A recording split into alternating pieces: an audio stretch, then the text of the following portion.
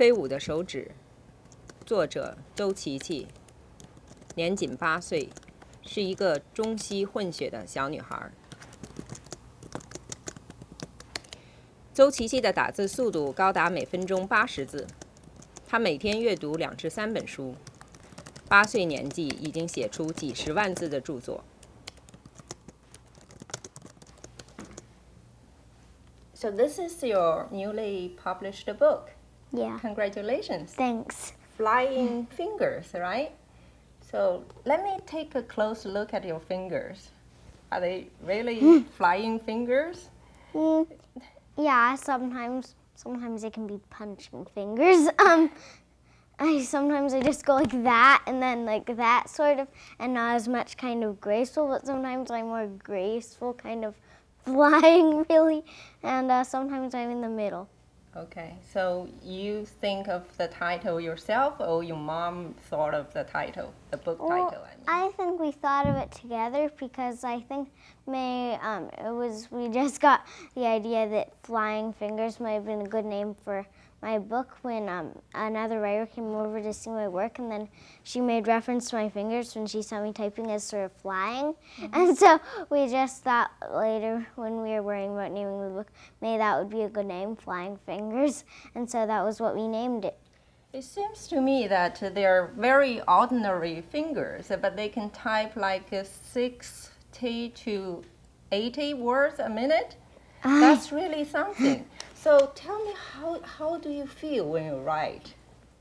Well, to me, I think that I type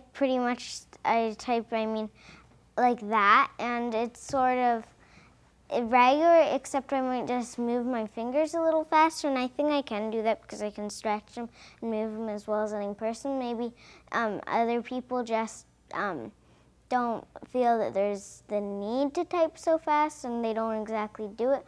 I think I wanted to type fast probably because I also saw my mother doing it, and now I sort of type fast. I type fast like her, and maybe even faster. I'm not sure. Faster than her? Fast or faster, as faster, faster. And so, I guess that's it. 周琪琪7岁时，曾被 ABC 电视台邀请到《早安美国》的直播间，现场表演她的写作天才。在1个多小时的节目里，琪琪一口气打出了一篇1万多字的小说。Okay. The girls in your stories, they tend to be very independent, and they are eager to win, and they always most of them get the upper hand. So do you think some of them are representatives of yourself? Yeah, exaggerated a little bit. I think that it's probably myself, and then I imagine myself doing these things, and I just make up a character maybe. And it's fun to imagine myself doing these things sometimes because it's like fun to imagine myself exploring lands that are only in my imagination. And it's fun to imagine myself just doing all these things because I've never done them before. And so I can just make up a character with different features, physical and mental maybe, and then I have a story out. Okay. There are also boys in your stories, obviously, right? So in your opinion, what's the difference between boys and girls? Well, I think they look different, definitely, and I think boys might be. I'm sure that I think boys and girls like sports, but sometimes I've always sort of considered boys a more sportsy type. I mean, not necessarily, but for some reason I've always imagined them that way. And also I think that boys think maybe a little differently. They have a different way of seeing the world, and girls have a different way of seeing the world, and they read different books. I think some stories are designed more for one gender, and some stories are designed for one gender, and maybe some stories are designed for both genders. Well, I think most are designed for both genders, but sometimes one applies more to girls or boys. There are lots of new words in your poems. You like to use new words. Why they're so important for you when you write your stories? Don't you think that because your stories are for young readers, they might have a difficult time to understand new words, right? Yeah, I understand that, but in the book there's also these little vocabulary boxes which give the meanings of the words I use right in the front page and the second page or something. And also I find it important to use new words because to me they can describe things better. I mean, they describe, if they're synonyms, plain, drab, are the same word, mean the same thing basically. But but to me, if you use drab, it's much, well, not exactly easier, but it's not any harder. To me, it really gives me a clear idea of what I'm really talking about. And if I use my other vocabulary words, then it's more, to me, my stories seem more interesting, and also I get a chance to learn more about them and how to use them more, and it's just fun to me. You don't think that you write especially for young readers. You think you also write for adults, right? I want to write for everybody, mostly, yeah. So, I mean, young readers could read my work and I think they would enjoy it, but adults could also read my work and I think they would enjoy it too. Anybody in between could too. Okay, here's something you write. Your mom sent me an email, and she enclosed a poem written by you recently. And I read it to my 2-year-old last night, and he seems to be enjoying it because he went asleep right after I read it. Okay, this is magician smiles, laughs, and curses. He puts to shock pretty young nurses by making patients scream in pain and calling down ceaseless rain. That's very beautiful. Thanks. So what came into your mind when you wrote them? The whole process of writing, tell us something about it. Well, when I write poems, it's not exactly with a little person telling me exactly what to do, but a few fragments of the little person tells me what to do, and most of it, it's just that I really feel that I get it for some reason. It feels like it's entering out my mouth, sort of. Well, not my mouth, but it's entering from myself into my hands, not from that little person up in my brain. I guess it might be the same, or maybe the little person is sending it via my vein mail or something like that. But to me, it feels a little different to write poems than stories because my poems I get this kind of feel, well, for those poems like that. Then, well, for funny poems, I mean like nonsense poems and funny poems and serious poems, and I get different feelings. For serious poems, then I sort of get this feeling like that is really serious, and I don't exactly smile. But I enjoy both of them. And with funny poems, then sometimes I'll laugh and then tilt my chair back a bit, and it feels and it gives me amusement too. And so, yeah. So the little person's helping you in your mind, right? That's why you're so protective, because you have 2 people writing for you. Sort of. Yeah.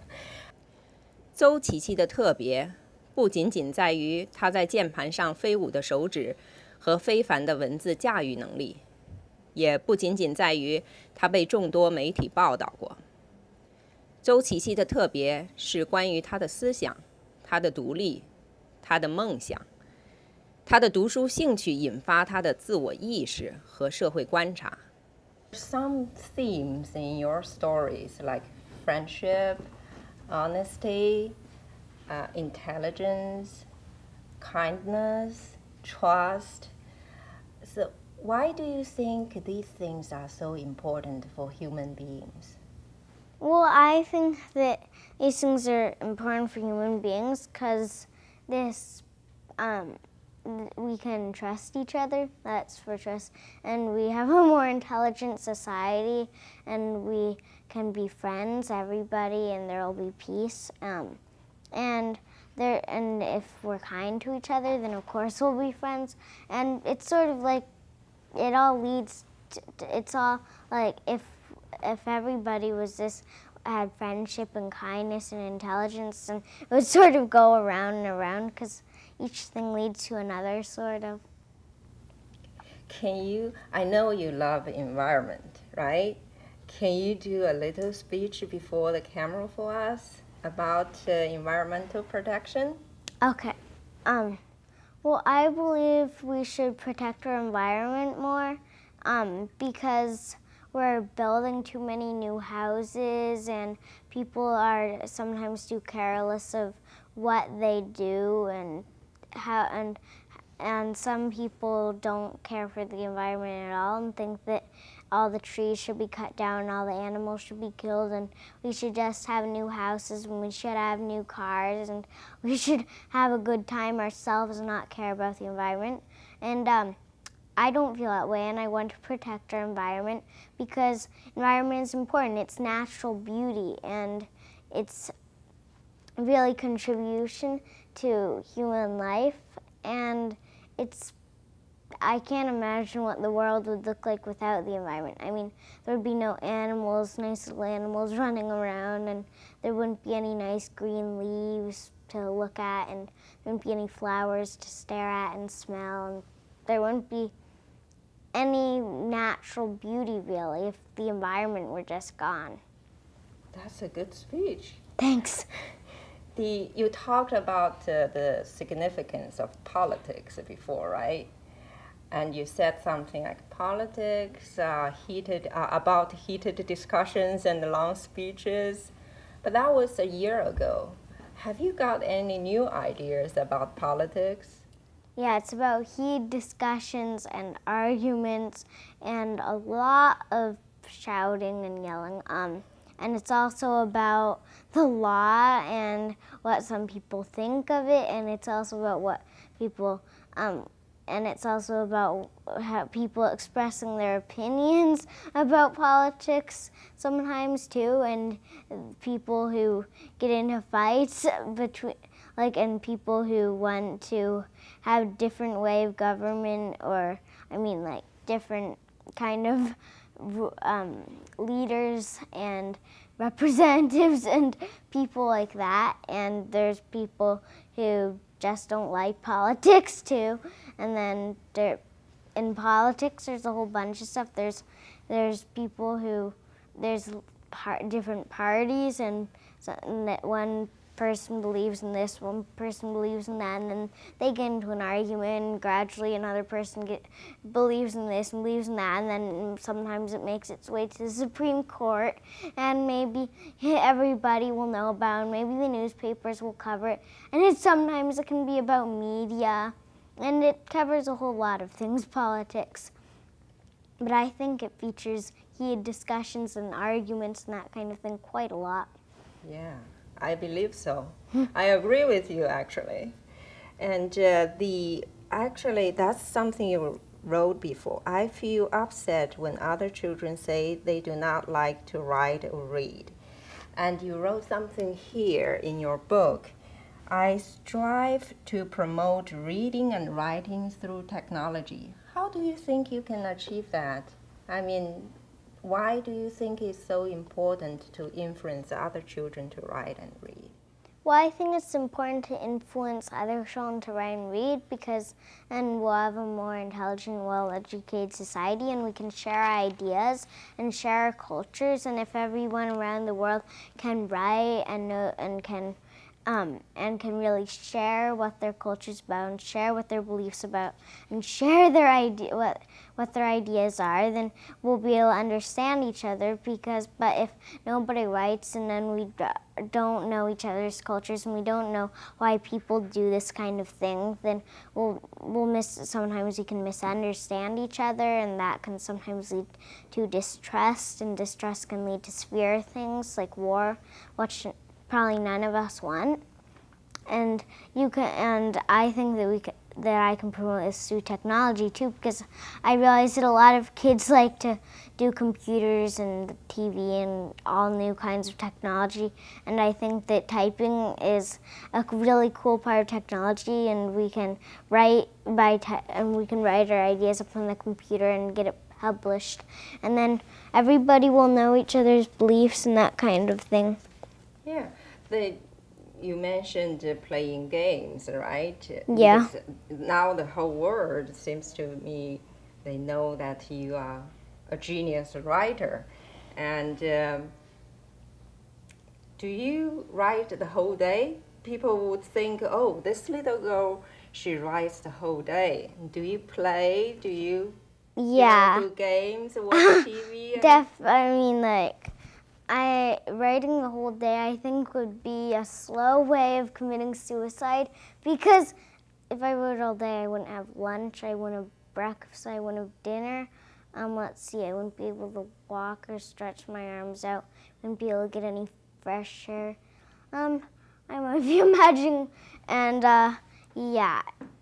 but anyways, writing the whole day I would probably be able to endure that for like maybe one day, I guess. Well, even that might be a little too much, but I definitely like writing for, I usually every day write 2 hours in the morning, and this includes blogging, because I like to write on blogs quite a lot, and I do it almost every day. And sometimes I write in the evening too, but between that I have lunch and I play and with my sister, and I draw and I run around and I do a whole bunch of things. And then in the afternoon I have class time at home, but some other kids come and we hire teachers, and so we have class a bit, and between that we play before that, we play a break, and we play after that, and so we get a lot of fresh air and we get our arms stretched out and our feet tired, and then that's when I retire to my seat to write, probably, or have dinner. How do you get along with them or your sister? Well, I get along with my classmates pretty well, because we don't get into arguments. Well, we never bring up things we disagree very much. Well, we might occasionally, but it's just one of those hot fights that cools down really quickly. Not any grudges or anything of that sort. So we get along with our classmates pretty well. And getting along with my sister, I get along with her fairly well. But sometimes we'll argue about this or that. Sometimes we argue about really small things, but it's one of those hot fights. We don't hold any grudges, and usually one of us will bring up some subject we both agree on very much, and then we'll just be friends again. So you do go to school, huh? You know a lot already. Do you think you still need to go to school for studies? Yeah, because I learn new vocabulary, and I see new strategies and different types of writing, and I also learn about that kind, and I learn about how people write, and I learn about how to write if you're thinking about this more or that more or both of these more, and I learn how to write I learn how to write in a particular style, which is more sort of abstract, and then I learn to write in a particular style, which is sort of more literal, and I learn a lot of new things about writing. So how's your math and science? Do you study other subjects? And I know you must study a lot of these things at school, right? I have geography, history, and sometimes I'll do math with my dad, that kind of thing. And science, sometimes I'll do that with my dad too. And speaking of science, we just went to visit the Natural History Museum, and so we learned a lot of science. It was sort of like, basically, it's sort of like a classroom field trip, except it was more a vacation visiting museum thing where we got quizzed. So you're smart and you're independent. That's other people's comments about you. What do you describe yourself? If you have a short description about yourself, what do you say? Yeah, well, when other people say I'm smart and independent, even though I might be, I guess, and I mean, I feel that it's other people's comments, and that, I mean, I could be or I could not, and I think that some people think too much of themselves, and some people think too little of themselves. You know, self-criticism and self-importance, and so I think I'm sort of caught between those. So I guess a lot of people are smarter than me and know more things than me, and I guess some people still have a lot of things to learn, and I still have a lot of things to learn, definitely. But I'm not exactly I have, I guess, a pretty good amount of smartness inside me, but smartness, intelligence, good education, they're sort of mixed up inside of me. And I think smart sort of, to me, is related to clever and quick thinking, sort of.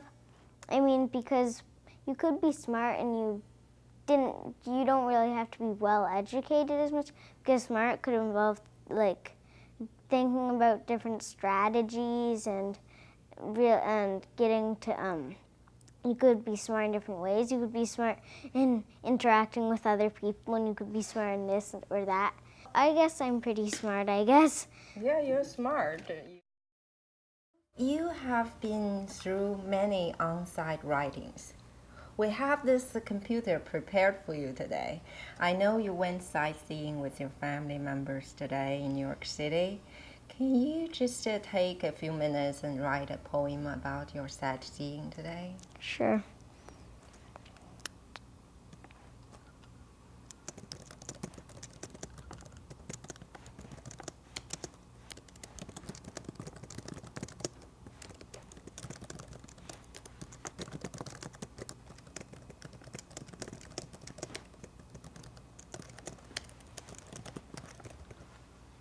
Now I really know what flying fingers mean. Okay. They're really flying. Can you read it for us before the Sure. camera? I went today to a museum in Central Park. It was not light, but it was not dark. I saw the bones of some ancient man who had been buried in Chinese land. I read about galaxies, planets, and stars, from Earth to the Sun to Mars. It seemed to last for a whole day, but how long it really was, I can't say. There was a display which showed a musk ox. I saw one showing a sly-looking fox. We even saw what we'd weigh on the moon, which is where I would like to go to soon. We saw all that and plenty more. The only problem was our feet got sore. That's all I can tell you now. Would you like me to make a bow? Wow, this is amazing. Thanks. I think your writing ability would terrify some of the boys and girls. During the break, my son asked me a question, and I think that's a question this question might be from other children. He asked me, does he have to copy you? No, he doesn't have to copy me exactly in every single way, and he doesn't have to copy me what exactly I do. He doesn't have to copy me at all, but I'd like all kids around the world, basically everybody around the world, to write more and to read more. So in a way, that's not really copying me, because I didn't start reading and writing, and other people started reading and writing, so they're copying me, and I copied other people, and other people copied other people, and so they're just copying other people, not me. So if they did write and read more, then they would be copying other people and not me. So that's my way of looking at it. Did you save it? That's so precious, so you'd better save it. Okay. Okay, there. 邹琪琪身上有一半中国人的血统，母亲来自中国大陆，父亲是一位欧裔的物理学博士。父母的自然引导式的教育，给予他起死起飞的翅膀，充分自由的环境气氛，又给了他广阔的飞翔空间。神童的成长过程当然有其特别的个体因素，但也有令天下父母得到启发的借鉴。神童的妈妈，好多人都觉得啊，琪琪是一个天才神童。您什么感觉？就是我是一个神童的妈妈。从来没有过。就说呢，还是做母亲的感觉，当然很骄傲。每个母亲肯定对自己的孩子都很骄傲，这一点是肯定是不错的。但是的话呢，就说至于神不神童的话呢，在我眼里他还是我的小孩子。只不过他在很多对事物的看法方面的话呢，比较有深度，而且的话呢，他是比较能够有综合性的看法，比较全面。这一点的话呢，我的确是每天都感到震惊。我知道，就是从读这些报道啊，我觉得你好像没有去刻意的这个培养他。那你觉得这一切都怎么发生的？就说这个刻不刻意的话呢，怎么理解？就是说我跟我先生的话呢，对他的这个文学上面的追求是非常支持的。从很小的时候呢，我先生就是每天坚持给他们读很多书。我觉得这个起点的话呢非常重要。然后呢，对于写作这部分的话呢，就是刚开始我就慢慢的意识到他有这方面的非常大的兴趣。然后呢，他有一个特点就是说他写就是说一直写不停，我就觉得有点奇怪，因为我知道一般小孩5、6岁时候的话呢，在写作上的大部分小孩都会有点就是说觉得有点难这个事情，他不会说一直就写下去。然后呢，我就觉得他有这方面的这个兴趣，然后呢有一点这方面的天赋，我就支持他。很重要一点就是说呢，我没有去刻意去纠正他的一些错误，比如说拼字方面的错误、语法上的错误，我没有特意的去，就有时候稍微指点一下。然后呢，他就在兴趣上就没有受到什么打击，这个是非常重要一点。然后呢，又给他提供比较好的条件，比如说给他买了一个笔记电脑，他对小孩对新鲜事物都非常感兴趣，然后他一下就迷上了。迷上的话呢，他就非常就是说坚持不懈的每天都写。这还有是一个很重要的原因，就是说呢，小孩子喜欢什么事情要坚持不断的去做它。在这方面，如果说你从大家看这方面是就是说刻意去培养他的话呢，也算是一方面。那就是说，我们谈到一个引导的问题哈，经常我们就说家长要引导小孩，你究竟他的兴趣是什么？但是这个我觉得就是说起来很容易，但是做起来非常难，因为小孩子毕竟是小孩子。对，是有这个问题，就是小孩子的话呢，他多变性，不是说就是说他喜欢一件事情，他会一直喜欢下去。他也许今天喜欢上几个月，他又不喜欢了。其实的话，这个并不是这个什么问题，就是说呢，其实小孩你让他多喜欢几件事情是挺好的，就是说对他有益的。如果他特选中一件事情特别喜欢，也不要去就是说打击他的积极性，或者是你自己父母认为这个事情可能对将来的职业没什么好处。我觉得这个话呢，就不要过分去干涉他，除非是打游戏机什么，我不赞成。只要是对他学习，就是对他技能方面有好处的东西的话呢，都应该去鼓励他。然后如果他要改向，他又喜欢的不喜欢的话，你要问他什么原因。如果原因是有道理的、正确的，你还是可以就是说理解他。我们那个亚裔的父母一般的都是给小孩子很多东西哈。但是就是说，我们现在面临着一个问题，你怎么去发现小孩有这样的热情，或者对某一个事物有很大的热情，对某一个事物不行？就是说，你怎么发现这个 Adoro 这个琪琪他的就是对写作这么感兴趣？一个是花很多时间，这个时间上就是说没有shortcut，就是说没有捷径的。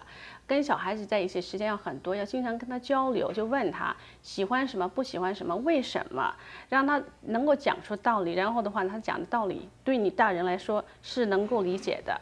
我觉得这很重要。他告诉我，就说我们有这么一段故事。他呢，小的时候是有弹钢琴，也有拉小提琴，两样都有学的。但是的话呢，他的进步呢，的确比他姐姐相比之下的话呢，就非常之慢。然后我看出来，他对这个音乐实在是没兴趣。后来的话呢，我也就是说没有让他放弃，坚持了好几年。最后他说：“妈妈，我现在需要时间写作，能不能就是说呢，让我把这个学琴拉小提时间呢换成写作？”这个理由的话呢，我看起来的话呢是比较充分的，然后呢是有道理的，因为他写作的确花时间。我就说我们可以试一下，你可以现在暂时放弃学琴。然后呢，他的确是遵守了他的诺言。我们老是在追求啊，让孩子要有一个全面的发展，而且小孩懂什么呢？就是好像让他们自己去选择的话，你会觉得，哎呀，这么一件事儿交给他自己去选择，是不是有一点太孩子气了？完全其实不是的。我觉得小孩子他有很多小孩子有主见的，只是父母的话有时候没有花时间，或者是有这个怎么说呢？信心，就是说小孩的话呢，会对他自己的一些决定做出决定是对他来说是好的。我觉得很多父母可能就是在你是小孩子就一下就有这种心理，小孩子不会做出什么决定。我觉得应该父母的话呢，应该让小孩做一些决定，因为什么呢？做决定是人生当中非常重要一个技能。